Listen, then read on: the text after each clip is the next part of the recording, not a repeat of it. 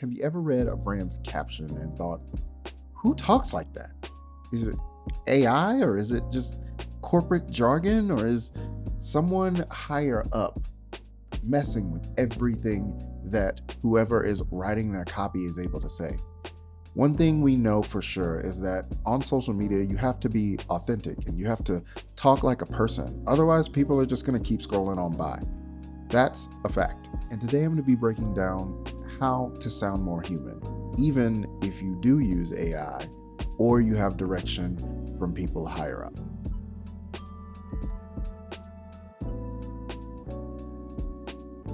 Welcome back to the Keep Creating podcast. I am your host, Larry G. I have been in marketing for the past 10 years, and I know a thing or two about talking like a person while also running a business account and also dealing with people who need to have their input heard, especially when it comes to social copy or internet copy in general. I ran the social media accounts for a credit union for about 4 or 5 years. So I know a thing or two about having to use the correct language, having things run by legal, having everything that you write or everything that you say scrutinized by a team and a board of people, even the CEO of the company, in order for it to be posted.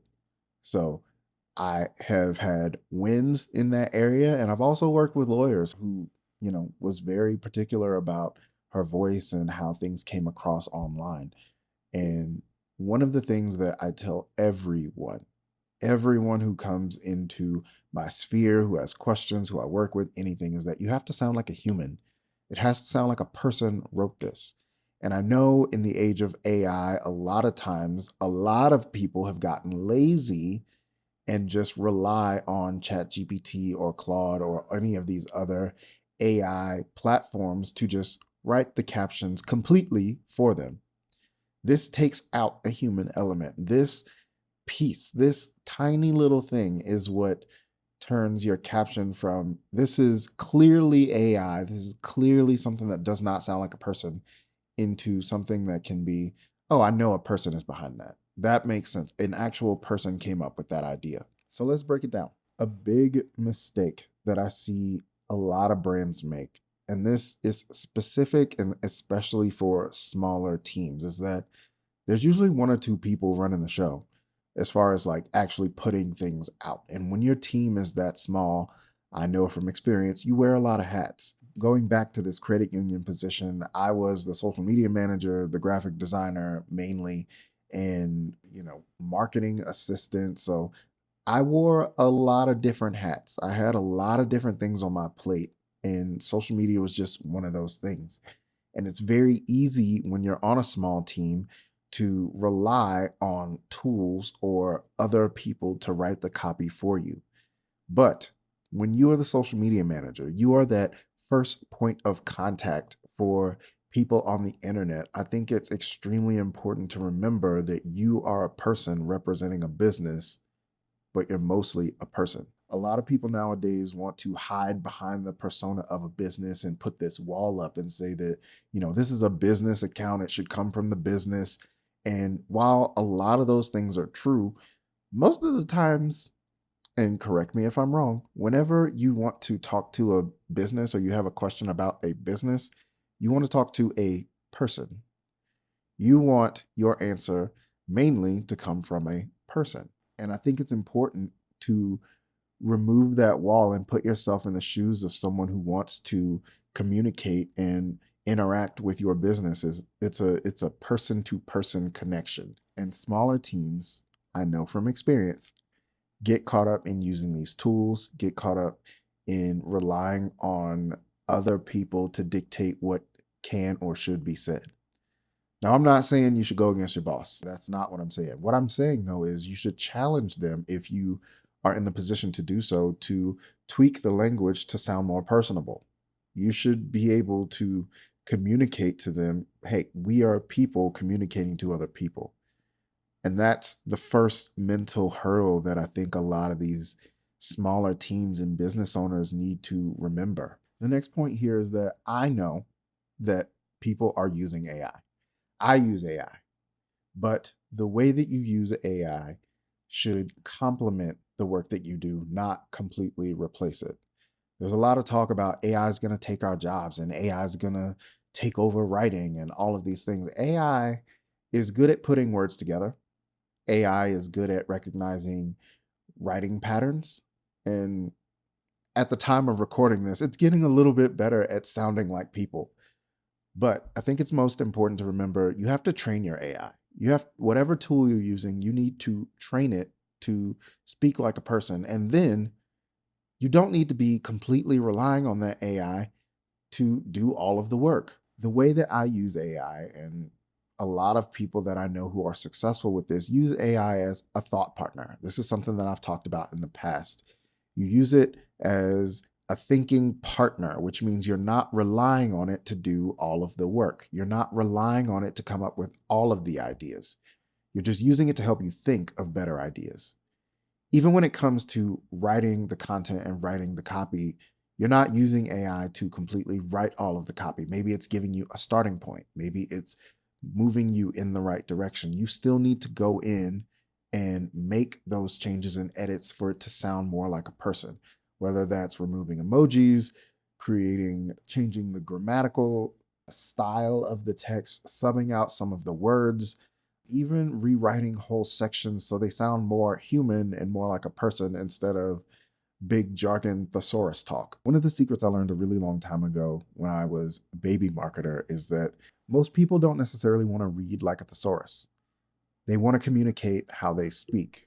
They want to read and interact with things that speak directly to them in a way that they speak. And so, if your writing is very technical, there's a time and a place for technical writing. There's also a time and a place for writing that's silly or fun or conversational or, just the way that people speak in everyday life. There's different segments and times when different writing styles are appropriate. And if you are training your AI to only write and communicate and give you answers in a certain way and you are not tweaking that, that's when things sound robotic. That's when things sound fake. And that's when people become disconnected from what you're writing or talking about or sharing on the internet. So, one of my favorite ways to do this, and if you haven't guessed it yet, here it comes, is that I train my AI models, the ones that I use, based on the way that I speak. All of the text and copy and things that I submit to AI are based on videos or audio messages or transcripts from videos or audio messages that I have created. This allows AI to know how I speak, the words that I'm choosing, the language that I use, even submitting audio files to it. It can get the inflection of my voice, the way that my pitch goes up and down, and the way that I'm emphasizing certain words or phrases. It can take all of that information, analyze it, and then spit out something that sounds similar to the way that I speak. I'm still going in and editing and changing some of those things, like I mentioned in the previous point. But I think it's important to know that you have to feed these machines and these language models things that are based on human interaction, human content. Otherwise, it's just going to be scouring the internet and coming up with thesaurus based words. And don't get me started on people who are just like, make it more friendly, make it more human. That does nothing. And I can hear you now. I can hear you on the other side of this podcast. I don't want to submit my voice to AI. I don't want to submit my video to AI. I don't want to submit my writing or the way that I speak to AI because I don't want it to take my information or learn from me or anything. But if that's the case, then you're not going to use AI. And that's fine. If you're still not going to use AI, you still need to learn your voice. And so even if you're not submitting those things, you still need to get in the practice of talking and communicating and recording videos and writing down your thoughts and ideas so that you can understand, analyze, and learn the way that you write, learn what works. This is the same practice. Whether you're using AI or not is completely irrelevant. You have to practice in order to understand how to effectively communicate. The other thing that you need to be doing is consuming great content. Now, you need to be creating more than you consume, but how are you going to know what's good if you're not reading good stuff? Most of us have good taste from consuming great content in any form. You're going to know a great movie because you watch a lot of movies. You're going to know a great book because you read a lot of books. The same thing goes with content. You're going to know great content when you consume a decent amount of content. The same principle applies. I'm actually in the middle of an experiment right now. I'm working with some clients and we are about to revamp their social posting strategy. I'm taking over from a previous social media manager who I know has been using AI heavily to write the captions. I, however, am coming in with the strategy that I've been talking about this whole episode, which is using the videos and the transcripts to train the AI on how to write captions that sound more human and hopefully increase some of those engagements and interactions on their social media accounts. I will definitely be reporting back, so stay tuned. Subscribe if you haven't and listen to future episodes. I will definitely be referring to this episode whenever I report on those future learnings and findings. But this is something that I wanted to call out so that you can follow along in this journey. I think it's important for everyone listening slash watching to know that I'm not just someone who's done this in the past and I don't do it anymore. I'm still a practitioner. I'm still running social media accounts. I'm still actively in all of these things with you. We are in this together, and it's important that we learn from one another and grow with each other. The last thing I want to talk about for this episode is I want to leave you with a challenge, with an exercise, so to speak. I would love for you to establish a weekly, or you can do it more frequently than that if that works for you, but a weekly, at minimum, writing practice. I think it's very important for you to be writing and learning how to effectively communicate and how to sound more like a person. This is very similar to journaling or something in that arena. But what I'd rather you do is reflect on a conversation that you had during the week. This conversation can be with anything about anyone, but I want you to pay attention to the words that you're using. I want you to pay attention to the context of the conversation. Are you using big words because they need to be used? Are you using small words? Are you using slang or jargon because that's the context of the conversation? I just want you to reflect on some of these things, and hopefully, this will get you to pay closer attention to the way that you communicate and the words that you choose, and learning when and where to use the right words so that you can effectively get your point across to the other person. Really short episode today. Thank you guys so much for watching slash listening. If you enjoyed this episode, please, if you're on YouTube, give it a thumbs up. If you are on a podcast platform, I would appreciate a rating, 5 stars. Thank you very much. If you have questions or you have something to contribute to this conversation, I would love a comment down below. Greatly appreciated. If this is your first time listening to the Keep Creating podcast, go back and listen to our previous episodes. We took kind of a mid-season 1 break, but we are back on track and ready to, keep going. This is actually a quarter season break, so we're going to get to the middle of the season and you'll see something new, something different coming soon.